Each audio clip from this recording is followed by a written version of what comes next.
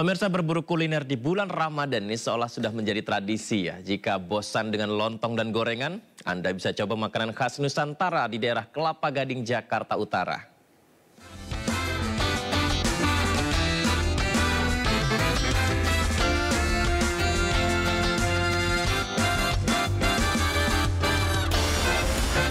Hai pemirsa, saat ini saya sedang berada di sebuah restoran di Kelapa Gading, Jakarta Utara yang dengar-dengar nih menyediakan berbagai hidangan lezat khas Nusantara yang cocok Anda santap untuk berbuka puasa. Penasaran dong pastinya? Yuk ikuti saya. Tampak luar, restoran ini biasa saja, namun tempatnya strategis dan akses parkirannya mudah. Saat masuk, kita disambut dengan indahnya karya lukisan. Suasana yang sejuk membuat pengunjung nyaman untuk bersantap ria. Restoran sejak tahun 1997 ini menyediakan puluhan makanan khas Nusantara seperti nasi bogana khas Tegal, nasi kerawu khas Gresik, dan nasi langi khas Solo.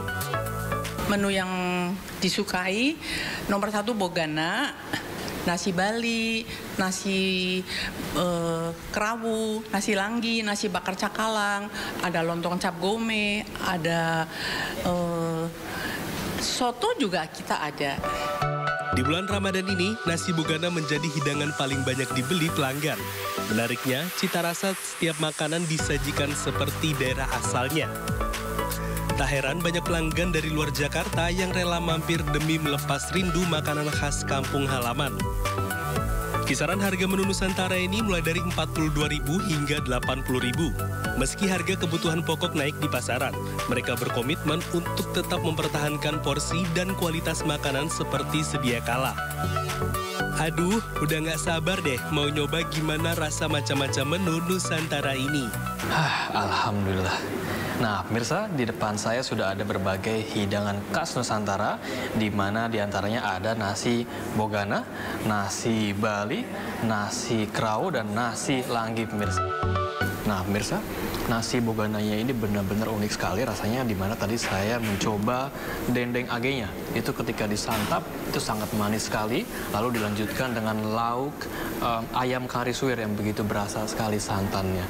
Dan ini rasa manis, pedas, asin yang dipadu benar-benar membuat saya ingin menyantap lagi, pemirsa. Nah, pemirsa, setelah saya mencicipi nasi bogana, sekarang saya ingin mencicipi nasi Balinya nih.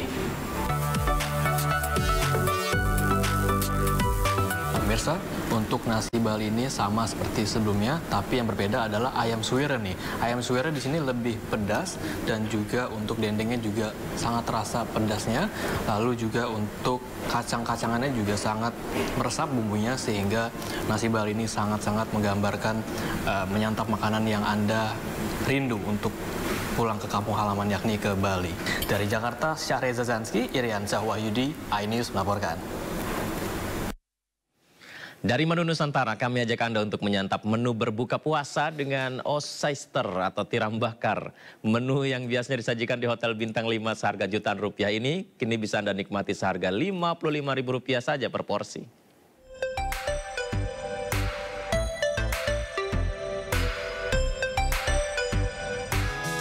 Oyster atau tiram biasanya menjadi menu yang disajikan di Hotel Bintang 5, disajikan mentah dengan perasan lemon dengan harga mencapai jutaan rupiah.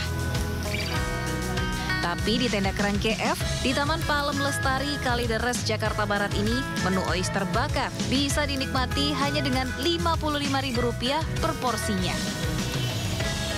Pantas saja, oyster bakar ini viral di media sosial. Karena baru pertama kali nyoba, karena lagi viral di media sosial. Nah, rasanya kayak gimana sih? Rasanya pedas gurih, tapi pedasnya bisa dinikmati. Karena mau nyobain oyster baru, biasanya kan oyster tuh dimakannya mentah atau pakai lemon ya. Nah, ini dibakar, jadi unik, mau cobain gimana sih rasanya gitu kan. Diracik dengan bumbu rempah Indonesia, oyster bakar disajikan langsung di cangkangnya. Oyster bakar dengan cita rasa gurih dan pedas nikmat dimakan begitu saja atau dipadukan dengan nasi. Kalau kurang kita enggak sih, karena kita kan pasti dibakar dulu, terus ada bumbunya juga, dan pastinya itu matang dan nggak amis sama sekali. Kita dari bumbu bakarnya sih, karena kita trial sendiri dan kemudian kita ada resep tertentu. Buka dari jam 11 siang sampai jam 10 malam. Oyster bakar bisa menjadi pilihan menu berbuka puasa Anda. Dari Jakarta, Nisa Sahib, Ade Supriyatna, iNews melaporkan. Berkali-kali gulung tikar, ayah muda asal Tangerang Selatan berhasil mengembangkan bisnis burger. Nah, berkat pertolongan Allah, Fazrin kini memiliki 3 toko yang mampu memproduksi puluhan kilogram daging burger. Berikut kisah inspiratifnya.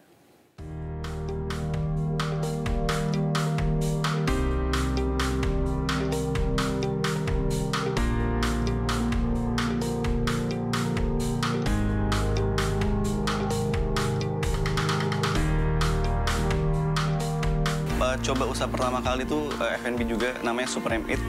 Itu memang usaha itu berjalan tidak lama, 2 bulan. Saya akhirnya mikir, ini kenapa nih usaha ini tidak berjalan, padahal dari segi marketingnya udah oke, semuanya udah oke, tapi kesini-sini saya sadar bahwa yang usaha saya pertama saya itu memang saya berjalan tanpa ilmu. Berjalan maksud ilmu tuh dalam arti sadar bahwa apa yang customer mau. Jadi saya tuh usaha tuh bukan karena buat customer, tapi memang gimana caranya tuh orang ngelihat saya tuh keren gitu. Jadi akhirnya gulung tikar di usaha saya pertama, kedua juga seperti itu. Alhamdulillah saya nemu, akhirnya bismillah ditarik akhirnya jadi social media manager di sebuah perusahaan F&B juga, qadarullah. Nah di situ saya belajar akhirnya. Nah akhirnya aku dapat ilmu tuh. Kira-kira menu apa atau produk apa tuh yang 5 tahun ke depan atau 10 tahun ke depan tuh yang tidak dimakan zaman. Jadi memang tetap stuck di situ aja. Berapa opsi sebenarnya, ada burger salah satunya, mie ayam, pecel ayam dan lain-lain. Tapi qadarullah memang kebetulan memang orang tua ayah itu suka banget burger.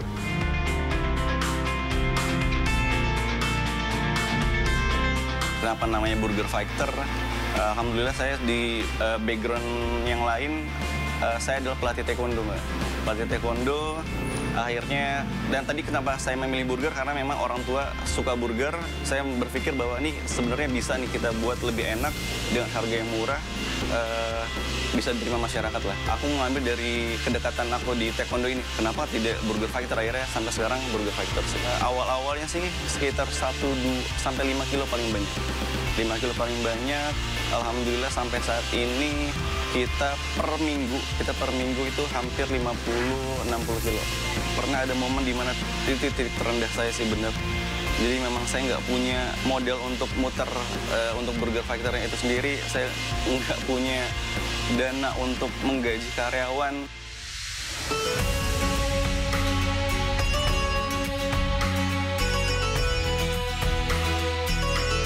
Pernah mudah-mudahan ini doa saya sebenarnya sih Mbak. Doa saya mudah-mudahan jadi apa ya? Jadi harapan juga buat orang banyak bahwa ya Allah, terserah Engkau.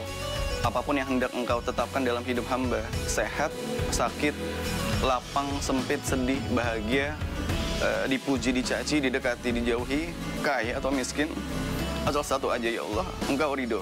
Asal satu aja ya Allah, Engkau maafin hamba. Asal satu aja ya Allah, Engkau makin sayang sama hamba. Maka dengan itu ya Rob, cukup Engkau ridho, itu aja.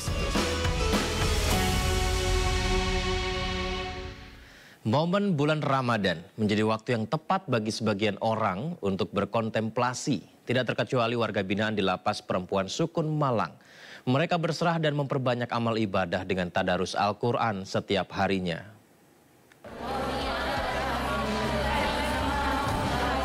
Lantunan ayat suci Al-Quran terdengar dari ruangan Lapas Perempuan kelas 2A, Sukun Malang, Jawa Timur. 80 warga binaan dengan semangat menggelar tadarus atau membaca Al-Quran bersama di tengah menjalani masa pidana. Bagi warga binaan, kegiatan rohani ini bisa meningkatkan keimanan, terlebih mereka jauh dari keluarga. Di sini kan banyak ilmu yang bisa didapat, jadi saat ada kesempatan untuk traweh sama tadarus, mereka ingin belajar. Dibanding tahun lalu, jumlah warga binaan yang mengikuti tadarus Al-Quran terus meningkat. Meski tak ada target khusus, namun sejumlah warga binaan mampu menyelesaikan 4-5 juz per hari. Tahun ini lebih meningkat karena jumlah WBP juga semakin banyak, sehingga memang momen Ramadan ini sangat dimanfaatkan oleh mereka untuk mengkhatamkan beberapa juz selama bulan suci Ramadan ini. Harapannya, kegiatan ini bisa membuat warga binaan introspeksi dan berubah menjadi pribadi yang lebih baik. Dari Malang, Jawa Timur, Denny Irwansyah, iNews melaporkan. Kita ke Jember, Jawa Timur, pemirsa, di mana Anda bisa meluangkan waktu untuk beribadah di Masjid Raudatul Mukhlisin. Masjid satu ini memiliki keunikan di ornamennya yang mengadopsi dari negara Turki dan Madinah, sehingga menjadi tempat yang indah untuk dikunjungi.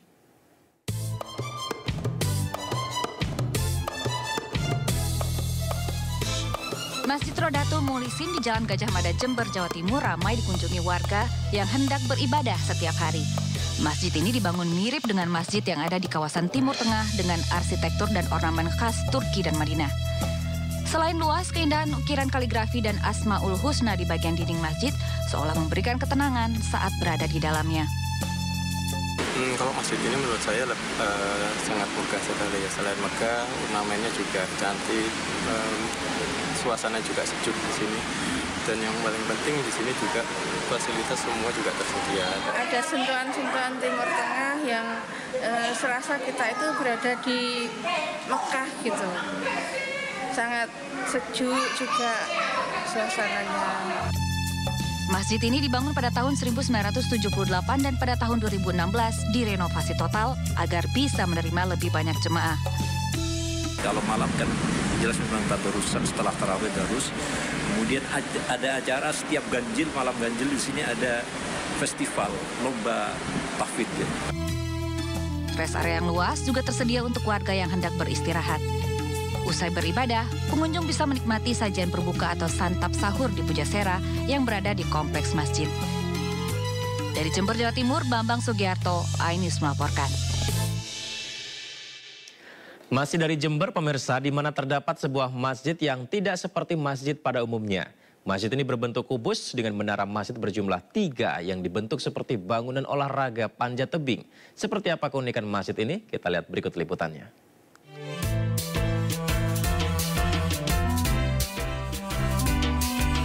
Inilah Masjid Baitul Karim Al-Fauza yang terletak di Jalan Boulevard di sebuah kompleks perumahan di Jember, Jawa Timur.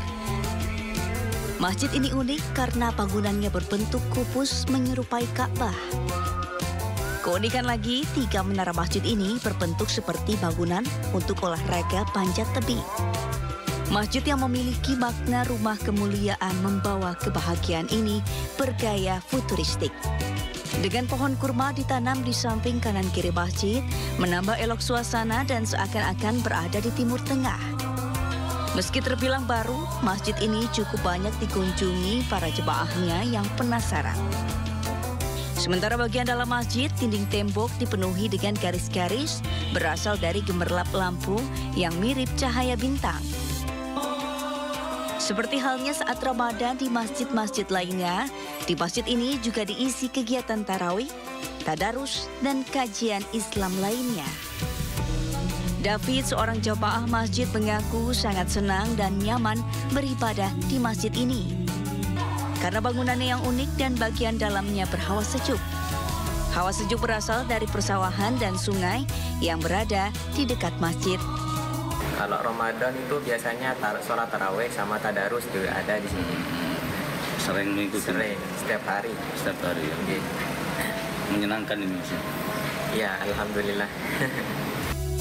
Pengurus masjid juga membenarkan bangunan masjid yang unik membuat daya tarik tersendiri bagi jamaah untuk beribadah. Dari Jember, Jawa Timur, Bambang Sugiarto, iNews melaporkan. Dari Jember kita ke Banyuwangi, pemirsa. Umumnya bangunan masjid berdiri di atas tanah yang identik dengan ornamen kubah besar dan menara yang menjulang tinggi. Tapi berbeda di Banyuwangi, Jawa Timur. Justru bangunan masjid ini dibangun di bawah tanah seluas 1000 meter persegi. Dan menariknya, masjid dengan kedalaman 5 meter ini dibangun secara pribadi dengan menelan anggaran hampir 5 miliar rupiah.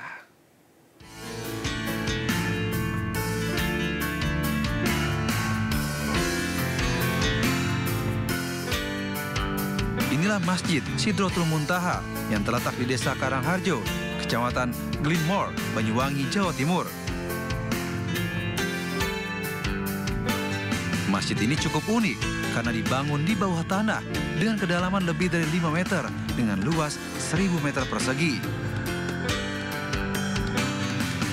Masjid ini dibangun oleh keluarga besar Haji Muhammad Ali Purwanto sejak tahun 2018 silam dan baru rampung pada tahun 2021 lalu. Menariknya, pembangunan masjid ini tidak menggunakan arsitek khusus, namun dirancang sendiri dengan melibatkan sekitar 25 tukang bangunan yang berasal dari warga desa sekitar. Sebelum dibangun masjid, lokasi ini merupakan kolam ikan yang lama tidak produksi, sehingga muncul inspirasi untuk menyulapnya menjadi masjid yang indah dan megah di bawah tanah, sehingga bisa dimanfaatkan oleh warga desa. Ya, sebenarnya kita itu nggak rencana secara khusus mau bikin masjid di bawah tanah ini. Cuma memang kondisinya dulu kita punya lahan yang itu memang jadi kolam renang, kolam ikan, sehingga memang kedalamannya memang segini. Jadi kita pikir daripada kita menguruk, jadi kita bikin di bawah. Seperti itu pertamanya. Dan adapun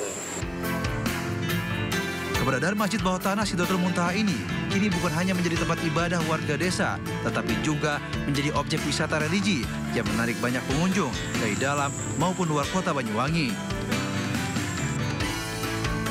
Dari Banyuwangi, Jawa Timur, Eris Utomo, iNews melaporkan. Sementara di Aceh, terdapat Masjid Tuha Indrapuri yang memiliki banyaknya peninggalan peradaban Islam di Tanah Rencong. Uniknya, masjid kuno tersebut memiliki arsitektur benteng sekaligus candi yang merupakan peninggalan kerajaan Hindu Lamuri.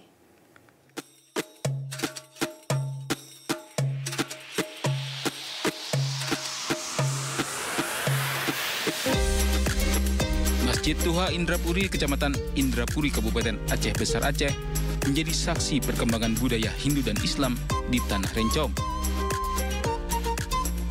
Saat memasuki kawasan masjid, Anda akan disuguhkan pemandangan kokohnya dinding luar masjid yang berbentuk segi empat. Sementara atap masjid yang berbentuk kerucut, ciri khas masjid masa lalu yang dipengaruhi budaya Hindu. Setelah menaiki belasan anak tangga sebelum masuk ke serambi masjid, Anda disambut 2 kolam air di bagian depan.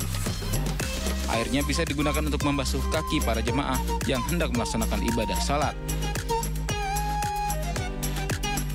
Bangunan utama masjid berkonstruksi kayu dengan dinding beton yang disangga oleh tiang-tiang kayu yang masih kokoh hingga sekarang.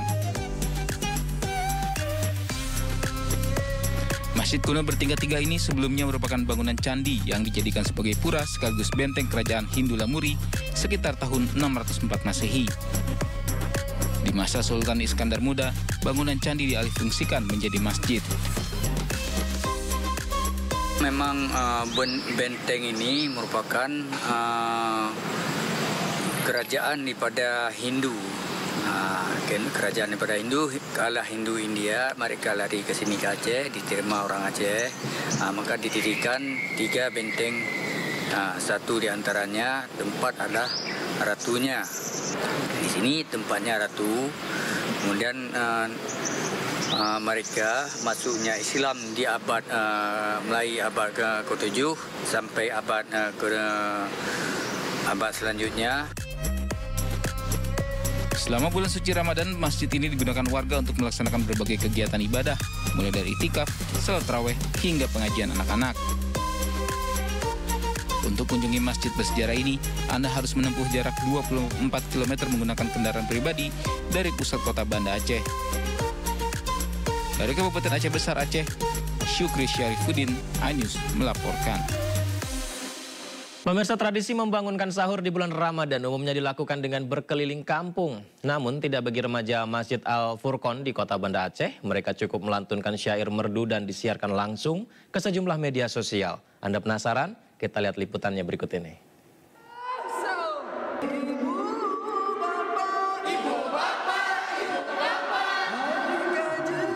Mengandalkan suara merdu, lirik yang bagus, dan irama yang indah, para remaja dan anak-anak ini melantunkan syair dalam kegiatan membangunkan sahur. Cara unik Racik membangunkan sahur ini digelar para remaja Masjid Al-Furqon di Desa Berawe, Kecamatan Kuta Alam, Kota Banda Aceh.